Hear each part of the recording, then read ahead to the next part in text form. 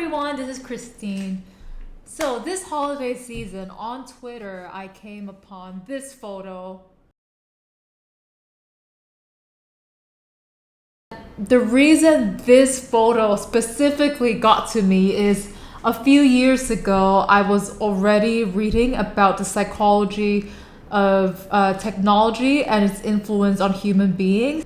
During my graduate years, I did an internship at a research lab that studies the influence of media on kids. I also have a podcast called Generation Zen, which is the influence of technology on human beings, and looking at that, you guys can check that out on Spotify as well. I got some amazing guests talking about it. So this topic is so close to my heart. I'm going to narrow this topic down by introducing two books that changed how I view technology and social media. And if you like this topic, don't forget to like, subscribe to my channel for more conversations about global living and psychology. All right, this book is The Shallows by Nicholas Carr. This is the book that I used to read when I was doing that internship. I would read this in my free time because I wanted to understand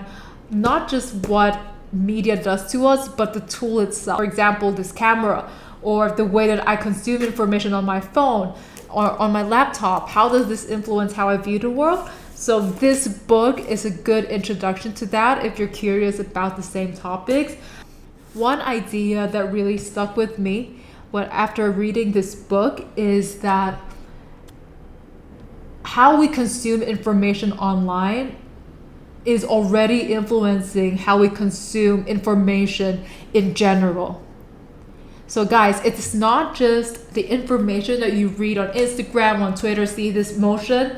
This didn't exist 30 years ago. This book talks about how in the past, when we read, we would read in a linear fashion. We can read and sit and stay attentive. But now, if you can relate, it's really hard to sit down and finish a book. Not just because of the notifications that we receive, but also how we consume information. If you notice, if you're consuming information online, the articles, you usually jump around, right? And there are links, for example, on Wikipedia, you can just click and it goes to another conversation. That influences how we consume information. And so if you are used to being able to click around and being able to scroll, and like for example Twitter, there's no end to it.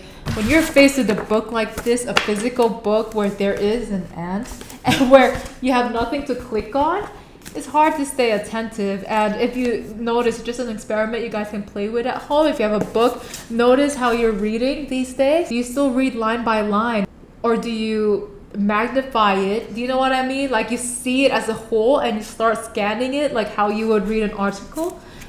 If that's the case, well, welcome to the digital world, and it's something that is affecting a lot of us. Is it good? Is it bad? It depends. Some people will say that being able to consume information that quickly helps us adapt in the digital age, because you need to consume a lot of information at a short amount of time. And that 100% makes sense, and I agree with that.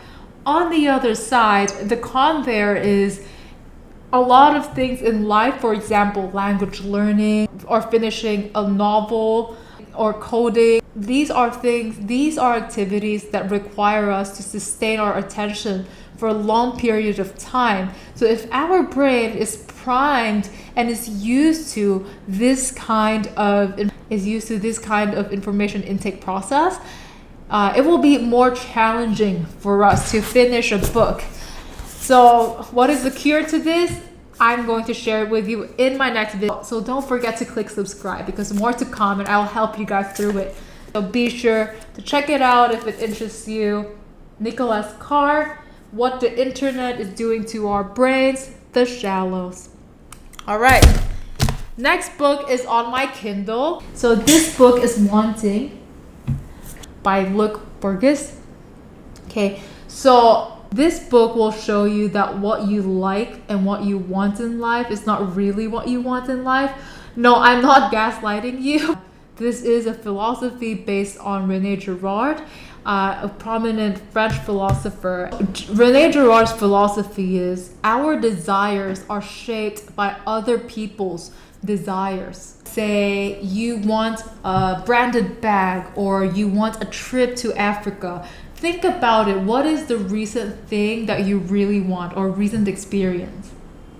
Okay, I'm gonna give you 3 seconds right here. Okay, now ask yourself, where did this desire come from? You were not born with that desire, right? It's not from your genes. And René Girard is saying that are influenced by the people around us and the information that we consume. History is the story of human desire.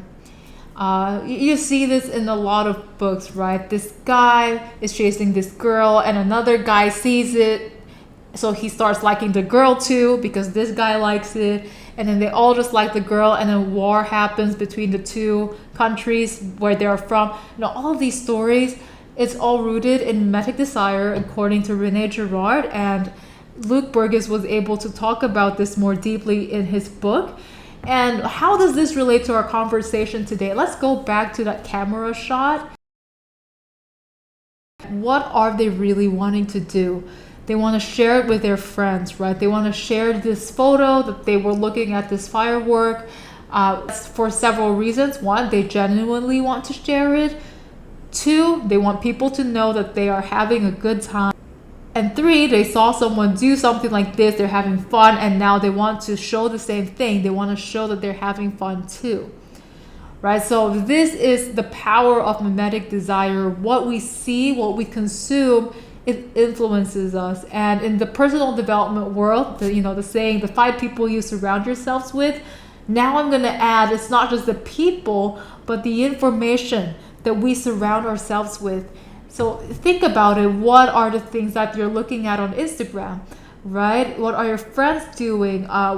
Your favorite influencers, you see it now? We mimic them, and that is where the power is.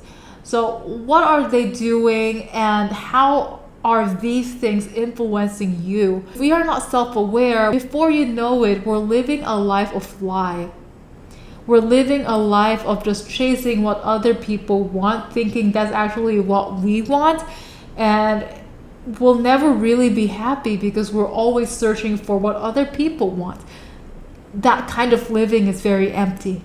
It's very, very empty. And so basically the summary here is, instead of you wanting something, for example, this lamp, I want this lamp. It's not that. It's someone in the middle who influenced me to wanting this lamp, right? Why this lamp? I don't know. Maybe I saw it on Instagram, someone has it, or this aesthetic is someone who I admire. They have the same aesthetic, so I want to be like them. So all of these things. Now you might be saying, Cristine, isn't that overthinking? Why can't I just live my life and just copy people? From my perspective, it's better to be aware than not to be aware. There's a difference between not being aware and doing it, and being aware that we are wired this way, if you align with this philosophy, and then doing the copying. There's a difference, because there is agency. And I'm seeing so many people losing agency these days because of how connected we are, how easy it is for media and quote-unquote influencers, and how easy it is for them to influence us. The good thing about mimetic desire is it goes the other way too. If you want to be a better person when it comes to your health or your business, you can use the power of mimetic desire by surrounding yourself with people who have what you want, who share the same values. And when you are surrounded by these people, whether online or offline, you get to improve as well. All right, that's it. If you like content like this, make sure to check out my other videos and hit the subscribe button.